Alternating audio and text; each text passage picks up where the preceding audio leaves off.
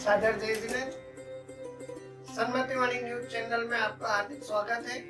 10 लक्षण धर्म की श्रृंखला में आज तृतीय दिवस उत्तम आर्जव धर्म है और इस पर प्रकाश डालने के लिए हमारे बीच में मौजूद है चारू जैन। और आर्जव धर्म क्या है उसे प्रकट कर रही है भावों के रूप में श्रीमती निशी जैन। आइए हम उन्हीं से समझते हैं कि आर्जव धर्म क्या है, क्यों है, कैसे है और जीवन में इस धर्म के संकेतों को अपने जीवन में उतारने से हमें क्या लाभ होता है, हमारी आत्मा कहाँ तक शुद्ध होती है। आइए। कपट न कीजिए कोई, छोरन के पुर ना बसे, सरल स्वभावी हो, ताकि घर बहु संपदा। उत्तम आर्जव रीति बखानी, रंचक दगा बहुत दुखदानी। मन में हो सो वचन उचरिए, वचन हो सो तन सो करिए। करिए सरल तिहु जोगी अपने, देख निर्मल आरिसी। मुख करे जैसा लखे तैसा, कपट प्रीति अंगारिसी। नहीं लहे लक्ष्य में अधिक छल करे, कर्म बंद विशेषता। भय त्याग दूध बिलाव पीवे, आपदा नहीं देखता। आप सभी को मेरा सादर जय जिनेंद्र। 10 लक्षण पर्व के तीसरे दिन पर हम आ चुके हैं और वो है उत्तम आर्जव धर्म। तो आइए जानते हैं इस धर्म के बारे में। ऋजुर्भावा आर्जव, ऋजुता अर्थात सरलता का नाम ही आर्जव है। आर्जव शब्द के साथ लगा उत्तम सम्यक दर्शन का सूचक है। सम्यक दर्शन के साथ होने वाली सरलता ही उत्तम आर्जव धर्म है। आर्जव धर्म का विरोधी माया कषाय है। मायाचार व्यक्ति की प्रवृत्ति किस प्रकार होती है, जैन शास्त्रों में कैसा वर्णन आया है, आइए हम जानते हैं उसके बारे में। मायाचारी का व्यवहार सहज एवं सरल नहीं होता।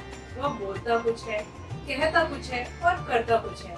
जब इसको माया कषाय उत्पन्न होती है तब छल द्वारा कार्य को सिद्ध करने का प्रयत्न करता है। उसके अर्थ अनेक उपाय करता है, नाना प्रकार के वचन कहता है। कपट प्रकट होने पर स्वयं का बहुत बुरा हो, मरणाधिक हो, उसको भी नहीं गिनता। यदि छल द्वारा कार्य सिद्धि न हो तो बहुत संतापवान होता है, अपने अंगों का घात करता है तथा विष आदि लेकर मर जाता है। मायाचारी व्यक्ति अपने सारे कार्य मायाचार से ही सिद्ध करता है। वह ये नहीं समझता कि काट की हांडी 2 बार नहीं चढ़ती। एक बार मायाचार प्रकट होने पर जीवन भर को विश्वास खो बैठता है। धोखाधड़ी से कभी कभी और किसी किसी को ही हरा जा सकता है, सदा और सबको नहीं। कार्य सिद्धि के लिए कपट का प्रयोग कमजोर व्यक्ति करता है। सफल व्यक्ति को अपनी कार्य सिद्धि के लिए कपट की आवश्यकता ही नहीं है। उसकी प्रवृत्ति तो अपने जोर के जरिए कार्य को सिद्ध करने की होती है। आजकल सभ्यता के नाम पर भी बहुत सा मायाचार देखने को मिलता है। बिना लाग लपेट के कही गई सच्ची बात तो लोगों को झूठ सी लगती है, पसंद ही नहीं आती है। कारण है कि लोग सीधे रूप में अपने भाव प्रकट नहीं करते, टेढ़े मेढ़े चलकर ही बात कहते हैं। सभ्यता के विकास ने आदमी को बहुत कुछ मिटबोला बना दिया है। मायाचारी व्यक्ति हमेशा भयावंत ही रहता है। उसे यह भय सदा रहता है कि कपट खुल जाने पर उसकी बहुत ही बुरी हालत होगी। छल कभी न कभी तो प्रकट होता ही है। उसकी गुप्तता बनाए रखने के लिए बहुत ही असंभव बात है कि वो गुप्त रहे। भयावंत व्यक्ति कभी भी निराकुल नहीं होता। उसका चित्त निरंतर आकुल व्याकुल ही रहता है, अशांत रहता है। अशांत चित्त व्यक्ति कोई भी कार्य सही रूप में सफलतापूर्वक नहीं कर सकता। फिर धर्म की साधना और आत्मा की आराधना तो बहुत दूर की बात है।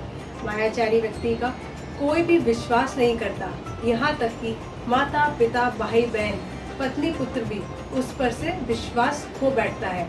मायाचार के अभाव का नाम ही आर्जव धर्म है। जब भी आर्जव धर्म और माया कषाय की चर्चा होती है तो मन वचन काय के माध्यम से ही उसको समझाया जाता है और समझा भी जाता है।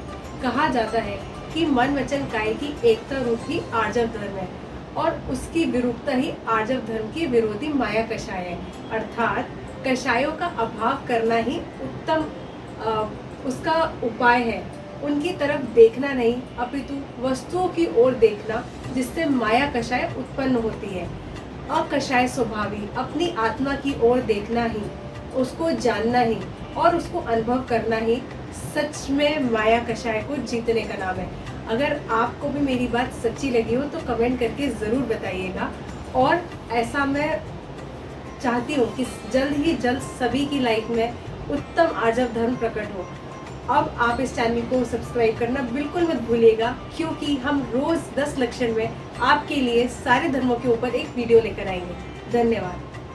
तो सभी श्रोताओं, 10 लक्षण पर्व पे मेरा कुछ ना कुछ वीडियो तो देख ही रहे हैं। अब आपको बताना है, मैं आपसे कुछ पूछने वाली हूँ। आपको ये बताना है कि धूप दशमी वाले दिन हमारा कौन सा धर्म आता है। तो फटाफट से कमेंट सेक्शन में जाके हमें बताइएगा।